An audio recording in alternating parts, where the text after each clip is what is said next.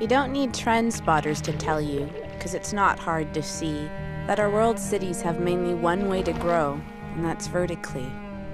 For a century, high-rises were made of concrete and steel. Now urban jungles are made of glass, but what do they conceal? By the 1990s, the spirit of public housing had turned into a ghost, and the commodified glass condo rose as the new observation post. All over Asia, pop-up cities, megacities, and supercities increase in relevance, while next-gen slum clearance sweeps through the developing world's informal settlements. Urban slums, once seen as worthless, are now eyed with speculation. The rich return downtown and push the poor out into peripheral high-rises. A new form of deportation? In New York, even old concrete blocks are the target of speculators requiring only a bank's persuasion. A famous fight happened like this in the building where hip-hop was invented. The tenants fought off speculators' attempts to have gentrification augmented.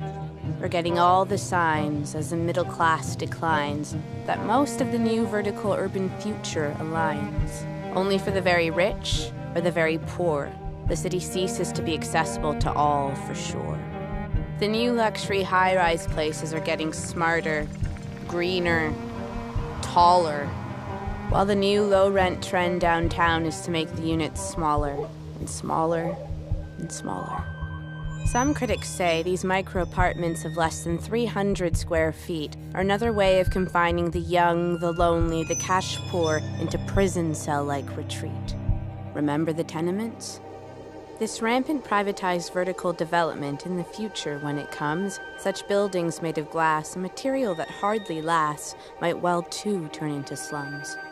Not all innovative vertical communities are designed from the top down. A vertical squat in Caracas has all the social features of a functioning small town. You know, 80% of Singapore residents continue to live in public housing, proving that public concerns for citizens can still be arousing. And Hong Kong's standard harmony blocks, which always rise to the 40th floor or more, are now being considered in China, where surprisingly, public housing didn't really exist before. The legacy of mass housing, especially across Europe, holds some hope. Concrete blocks can be renovated, linked to the city, and become kinda dope. Scanning the centuries in the history of the high-rise, one sees social patterns emerge, disappear, and reprise.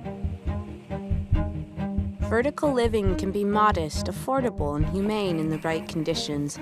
It just needs us to think about what our urban planet can be and to redefine our ambitions.